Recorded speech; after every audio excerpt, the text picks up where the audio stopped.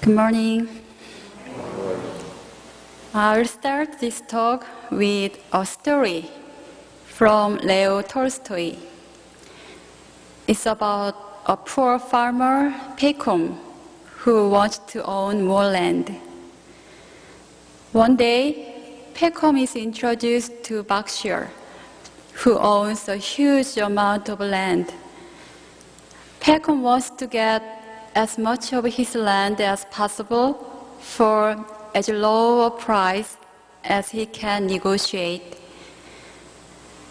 But Berkshire's offer is very unusual.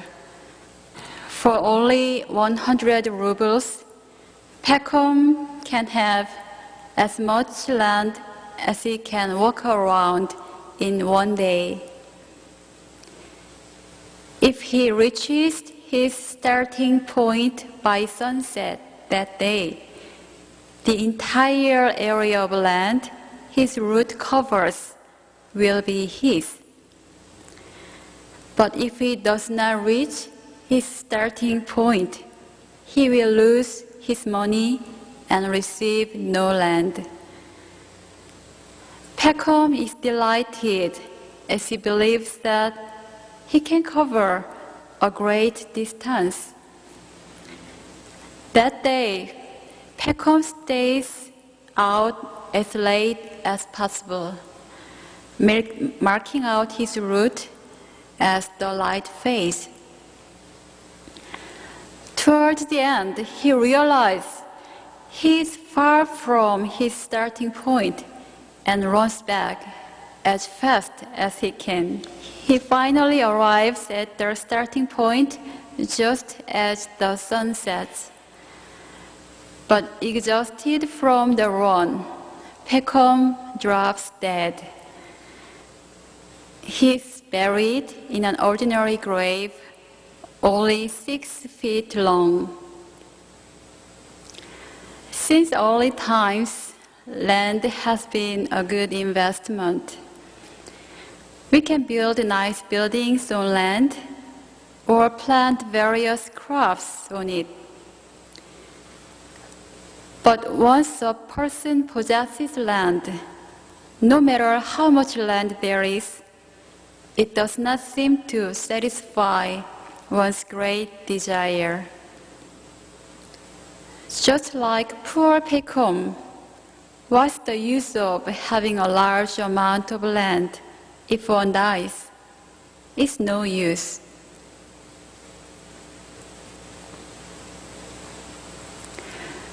On the other hand, there is something more important than physical land.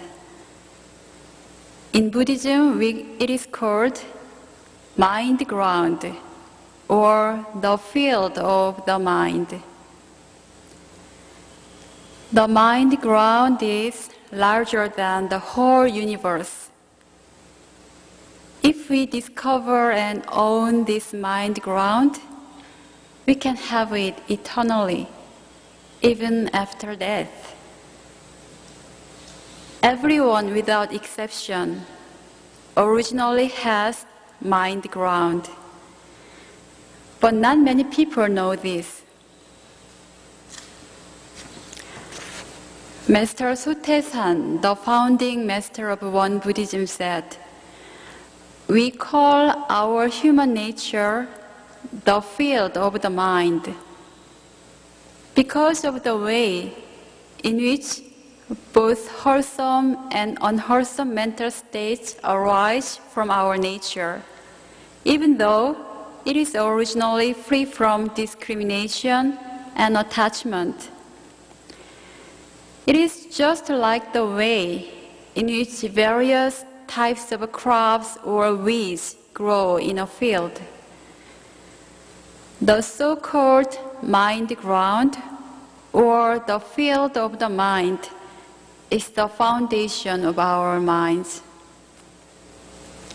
When I was an elementary school child, I sat side by side with a boy in a classroom and shared a desk with him.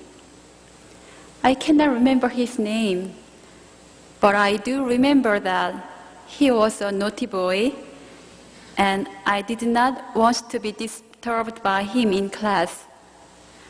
So one day, I measured the desk and drew a line between his side and mine. When he invaded the line and bothered me, I told him, "Why are you invading my land?" But in the mind ground, there is no borderline.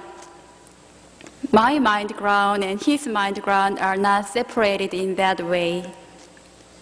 It's all connected to the whole universe. People who are not able to find the mind ground do not own even a small amount of the land. On the other hand, people who find the mind ground will cultivate the limitless land and plant lots of good seeds there. So Grandmaster Sotaesan said, from ancient times in religious orders, they have said that to find the mind ground is seeing the nature, and to cultivate the mind ground is nurturing the nature. So do you find your mind ground? Then you are seeing your original nature, the Buddha within.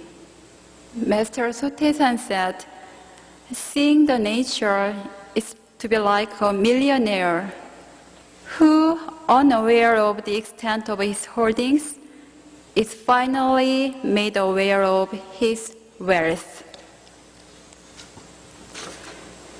But once we discover the mind ground, it is not enough. We have to cultivate it. How about your field of the mind? Fertile land is valuable and expensive, but the sterile land on a steep mountain slope is not valuable. It's the same with the field of the mind. If one's field of the mind is arrogant, it is not useful. When we plant crops on a high and steep mountain slope, they are easily washed away by rain. In the same way, if our field of the mind is arrogant, we cannot pay attention to good advice or good words. So it is difficult to plant good seeds in an arrogant field of the mind.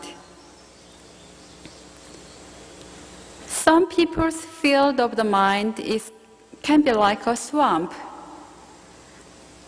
When land is not drained and cared for, it remains a swamp.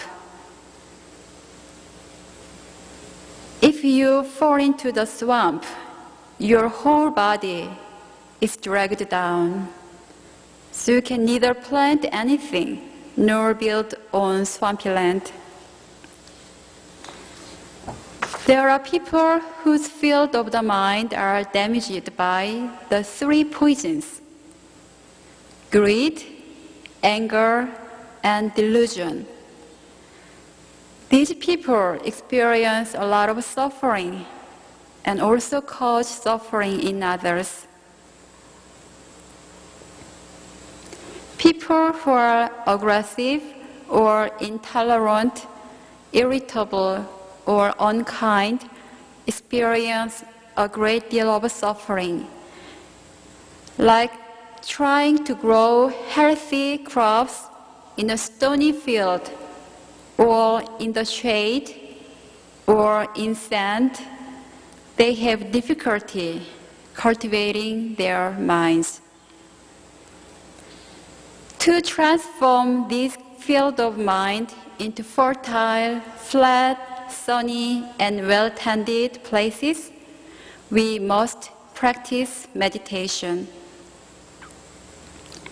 In meditation, we eliminate delusions and cultivate our true nature. By removing disturbances, delusions, and wrongdoings, we keep the tranquility, wisdom, and righteousness of our true nature. Great Master Sotaesan said, just as we may cultivate a fallow field to make it into a productive one, so too we may cultivate the foundation of our minds in order to gain wisdom and merit. So the expression, cultivate the field of the mind, was made.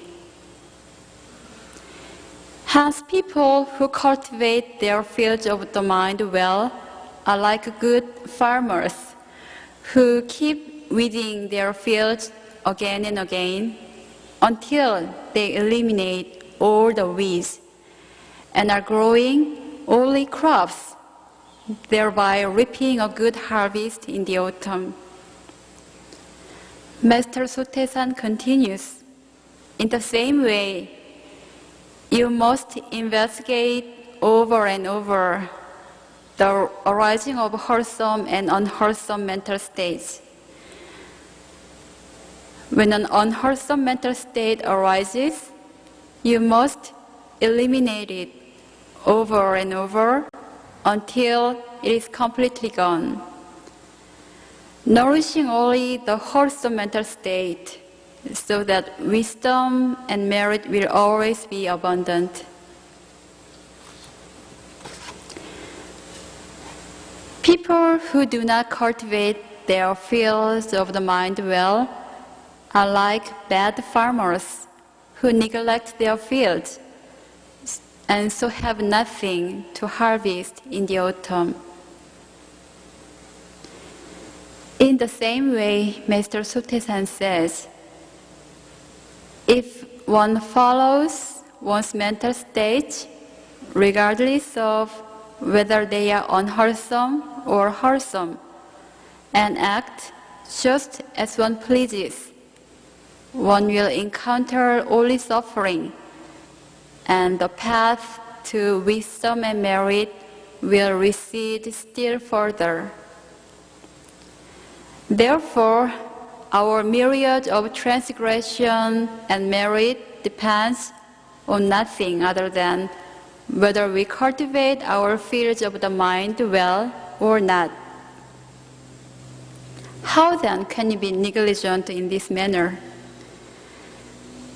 In won-buddhism, we have designated the three principles of cultivation, inquiry, and choice to be the specialized subject for cultivating the field of the mind. Master Sotaesan said, cultivation is the subject that clears the field in preparation for farming the field of the mind. Inquiry is the subject that teaches you various farming methods and enables you to distinguish between crops and weeds. Choice is the subject that enables you not to fail at farming and have an abundant harvest by putting into practice what you have learned. And what should we do after cultivating our fields of the mind?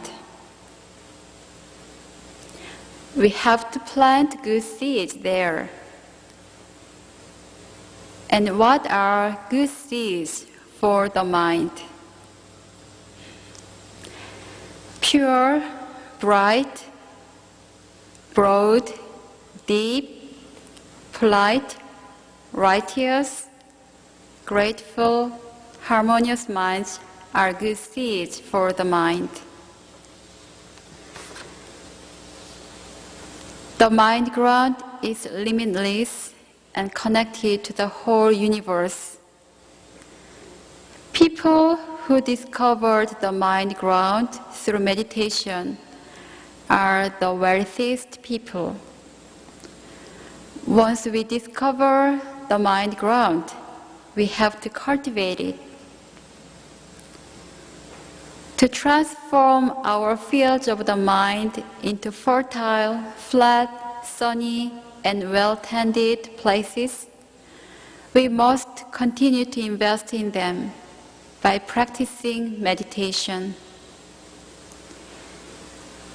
Master Sotaesan designated specialized subject of cultivation, inquiry, and choice as a training in the field of the mind.